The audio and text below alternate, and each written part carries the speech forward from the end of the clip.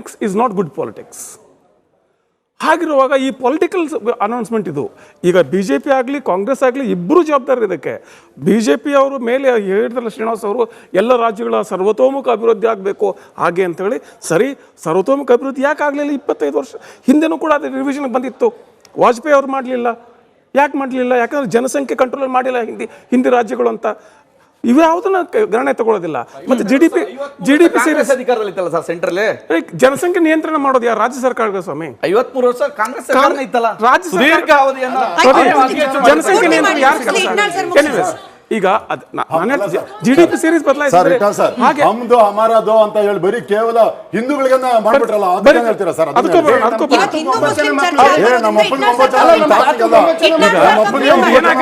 ಇದೆ ಇಲ್ಲಿ ಈ ಬಿಜೆಪಿ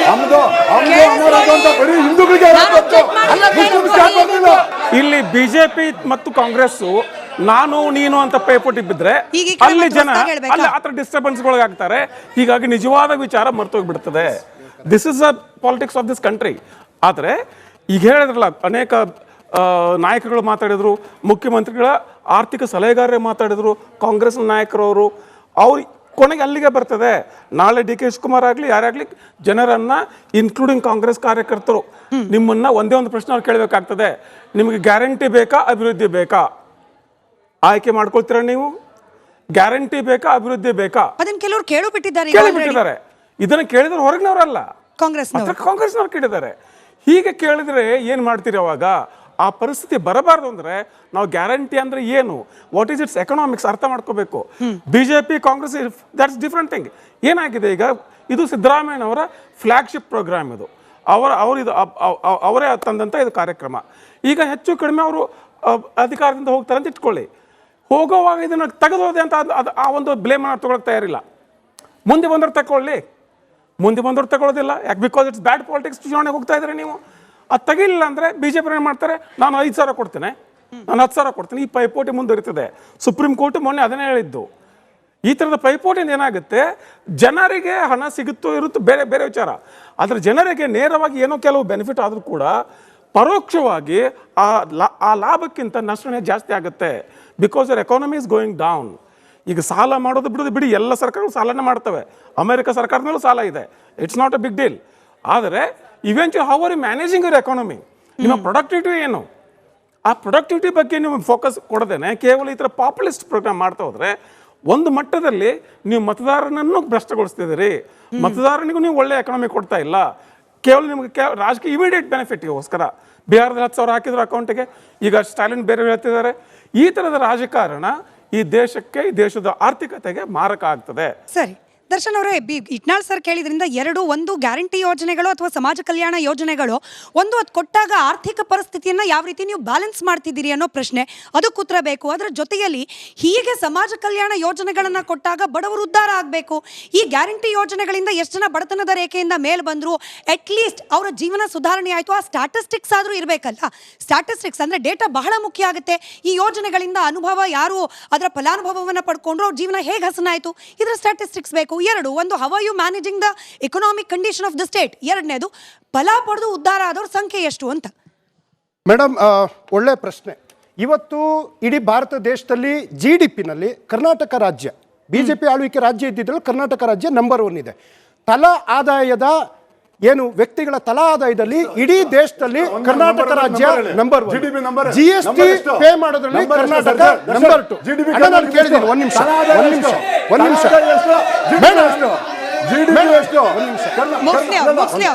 ನೋಡಿ, ಅವ್ರ ಪ್ರಶ್ನೆಗೆ ನೀವು ಸರಿಯಾದ ಉತ್ತರ ಅವರಿಗೂ ಕೊಡ್ಲಿಲ್ಲ. ಅವ್ರು ನನಗೆ ಪ್ರಶ್ನೆ ಕೇಳಿದಾಗ ಮಧ್ಯ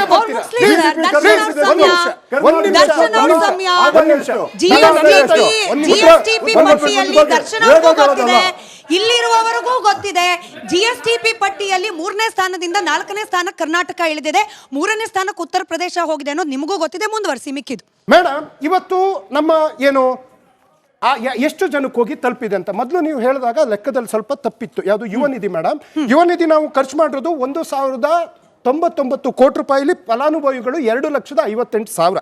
ಇನ್ನು ಗೃಹ ಜ್ಯೋತಿ ಒಟ್ಟು 1,64,00,000 ಕುಟುಂಬಗಳಿಗೆ ತಲುಪಿದೆ. ಗೃಹಲಕ್ಷ್ಮಿ 1,24,00,000 ಕುಟುಂಬಗಳಿಗೆ, ಹಾಗೇನೆ ಅನ್ನಭಾಗ್ಯ ಯೋಜನೆ 4,21,00,000 ಜನಕ್ಕೆ ತಲುಪಿದೆ. ಮಹಿಳೆಯರಿಗೆ ಸಂಪೂರ್ಣ ಉಚಿತವಾಗಿ ಕೊಡ್ತಾ ಇದೀವಿ. ಮೇಡಮ್, ಈಗ ನಮ್ಮ ಆರ್ಥಿಕ ವಿಚಾರ ಮತ್ತು ಅವ್ರಿಗೂ ಕೆಲವೊಂದು ಪ್ರಶ್ನೆ ನನಗೂ ಪ್ರಶ್ನೆ ಇದೆ ಮೇಡಮ್, ಗೌರವಪೂರ್ವಕವಾಗಿ ನಾ ಹೇಳ್ತೀನಿ.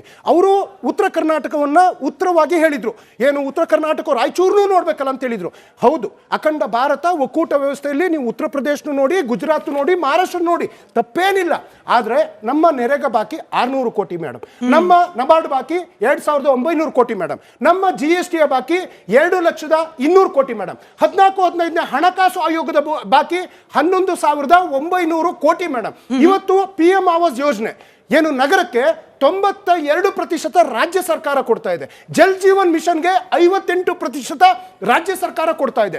ಇವತ್ತು ಕೇಂದ್ರದಿಂದ ಎಷ್ಟು ರೈಲ್ವೆ ಯೋಜನೆ ಯಾವುದಾದ್ರೂ ಕುಪ್ಪಂ, ಮಾರಿಕುಪ್ಪಂ ಆಗಿರ್ಬೋದು, ತುಮಕೂರು, ದಾವಣಗೆರೆ ಆಗಿರ್ಬೋದು, ತುಮಕೂರು, ರಾಮದುರ್ಗ ಆಗಿರ್ಬೋದು, ಯಾವ ಯೋಜನೆ ಕಂಪ್ಲೀಟ್ ಆಗಿದೆ? ಸ್ಮಾರ್ಟ್ ಸಿಟಿ ಅಂದಿದ್ರು, ದಾವಣಗೆರೆ, ತುಮಕೂರು, ಮಂಗಳೂರು, ಮೈಸೂರು ಅಂತೆಲ್ಲ ಯಾವ ಸ್ಮಾರ್ಟ್ ಸಿಟಿ ಕಂಪ್ಲೀಟ್ ಆಗಿದೆ? ಬುಲೆಟ್ ಟ್ರೈನ್ ಅಂದ್ರು ಯಾವ್ದಾದ್ರು ಬಂದಿದೆಯಾ? ಅದು ಬಿಡಿ, ಕೇಂದ್ರದ ರೈಲ್ವೆ ಯೋಜನೆಗೆ ಎಷ್ಟು ಹಣ ಕೊಟ್ಟಿದ್ದಾರೆ? ಮೆಟ್ರೋ ಯೋಜನೆಗೆ ಎಷ್ಟು ಹಣ ಕೊಟ್ಟಿದ್ದಾರೆ? ನನ್ನ ಪ್ರಶ್ನೆ ಕೇಳಿಸ್ಕೊಂಬಿಡಿ ಸರ್, ನನ್ನ ಹತ್ರನೂ ಒಂದು ಪಟ್ಟಿ ಇದೆ. GBA ಪಾಲಿಕೆ ಎಲ್ಲರೂ ಕೇಳಿಸ್ಕೊಳ್ಬೇಕು. ನೀವು ಕೇಳಿದ ಪ್ರಶ್ನೆಗೆ ಬಿಜೆಪಿ ವಕ್ತಾರರಿಂದ ಉತ್ತರ ಬೇಕೇ ಬೇಕು. ಬಟ್ ಸ್ಟಿಲ್ GBA ಪಾಲಿಕೆ ವ್ಯಾಪ್ತಿಯ ಕಾರ್ಪೊರೇಷನ್ ಶಾಲಾ ಕಾಲೇಜುಗಳಿಗೆ ಅತಿಥಿ ಉಪನ್ಯಾಸಕರಿಗೆ ಸರ್ 3 ತಿಂಗಳಿಂದ ಸಂಬಳ ಕೊಟ್ಟಿಲ್ಲ, ಗೌರವಧನ. ಕಳೆದ ವರ್ಷ ಪಾಲಿಕೆ ಸ್ಮಶಾನ ಸಿಬ್ಬಂದಿ ಸರ್ 8 ತಿಂಗಳಿಂದ ಸಂಬಳ ಕೊಟ್ಟಿಲ್ಲ. ಪಾಲಿಕೆಯ ಕಿರಿಯ ಆರೋಗ್ಯಾಧಿಕಾರಿಗಳು JHO 8 ತಿಂಗಳಿಂದ ಸಂಬಳ ಕೊಟ್ಟಿಲ್ಲ. Tunnel road, sky deck, brand Bengaluru ಇದೆಲ್ಲ ಹೇಳೋರು GBA ವ್ಯಾಪ್ತಿಯಲ್ಲಿ ಕಸದ ವಿಚಾರದಲ್ಲೂ ಕೂಡ ಬೀದಿರಂಪ ಹಾದಿರಂಪ. ಇದನ್ನ ಹಂಗಾದ್ರೆ ನಾವು ಮೋದಿನೇ ಕೇಳಬೇಕಾ? GBA ವ್ಯಾಪ್ತಿ ನಾನು ಕೇಳ್ತಾ ಇದ್ದೀನಿ ಸರ್, ಇದನ್ನು ಹಾಗಾದ್ರೆ ನಾವು ಮೋದಿನ ಕೇಳಬೇಕಾ? ನೋಡಿ, ಐಟಿಗೆ ಪ್ರಶ್ನೆ ಮಾಡಿದ್ರೆ ಬಿಜೆಪಿ ಅವ್ರು ಬರ್ತೀರಾ, ಎಲೆಕ್ಷನ್ ಕಮಿಷನ್ ಪ್ರಶ್ನೆ ಮಾಡಿದ್ರೆ ಬಿಜೆಪಿ ಅವ್ರು ಬರ್ತೀರಾ, ಇನ್ನ ಇಡಿ ಪ್ರಶ್ನೆ ಮಾಡಿದ್ರೆ ನೀವು ಪ್ರಶ್ನೆ ಮಾಡಿರೋ ನೀವು ಬರ್ತೀರಾ? ಏನಿದು?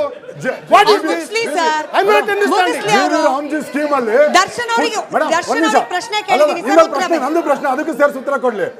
VB ರಾಮ್ಜಿ ಸ್ಕೀಮ್ ಅಲ್ಲಿ ಫುಡ್ ಸೋಲ್ಜರ್ಸ್ ಅಂತ ಇದ್ದಾರೆ ಮೇಡಮ್, 8 ತಿಂಗಳಿಂದ ಸಂಬಳ ಕೊಡ್ಲಿಲ್ಲ. ಫುಡ್ ಸೋಲ್ಜರ್ಸ್ ಅದಕ್ಕೂ ಸೇರಿಸಿ ಉತ್ತರ ಕೊಡ್ಲಿ. ರಾಮ್ಜಿ ಅಂತಂದ್ರು, ಅದು ಅನುಷ್ಠಾನಕ್ಕೆ ಮೊನ್ನೆ ಅಷ್ಟೇ. ಅದು ಹೆಂಗ್ 8 ತಿಂಗಳು ಅನ್ನೋದು ಇದು ಮೊನ್ನೆ ಬಂದಿರೋದು. ಸುಮ್ಮನೆ ರಾಜ್ಯದ ವಿಚಾರವಾಗಿ ಮಾಧ್ಯಮಕ್ಕೆ ಒಂದು ವಿಶೇಷ ಗೌರವ. ಯಾಕೆಂದ್ರೆ ನೀವು ಪ್ರಶ್ನೆ ಎತ್ತಿದ್ರಿ, ಸರ್ಕಾರವನ್ನ ಕೇಳಿದ್ರಿ, ಅಲ್ಲಿ ಕೆಲವೊಂದು ಯಾವ ರೀತಿ ರಾಜಕೀಯ ಕಸದಲ್ಲೂ ಆಯ್ತು. ಆ ಕೂಡಲೇ 2 ದಿನಕ್ಕೆ ಅದನ್ನ ಪರಿಹಾರ ಮಾಡುವಂತ ಕೆಲಸವನ್ನ ಮಾಡಿದೀವಿ. ಇನ್ನ ನೀವು ಕೆಲವೊಂದು ಸಂಬಳದ ವಿಚಾರ ಕೇಳಿದ್ರೆ ಖಂಡಿತವಾಗ್ಲೂ ನನಗೆ ಅದು ಮಾಹಿತಿಯ ಕೊರತೆ ಇದೆ. ಅದೇನು ವಿಚಾರ ಅನ್ನೋದನ್ನ ನಾನು ತಿಳ್ಕೊಳ್ತೀನಿ.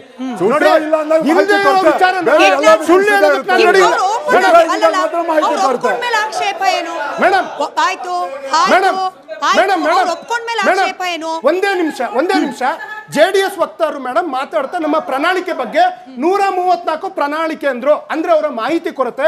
ನಮ್ಮ ಪ್ರಣಾಳಿಕೆನಲ್ಲಿ ಇದ್ದದ್ದು ಒಟ್ಟು 592, ಅದರಲ್ಲಿ 242 ಭರವಸೆಗಳನ್ನ ಈಡೇರಿಸಿದ್ದಾರೆ. ಇವತ್ತು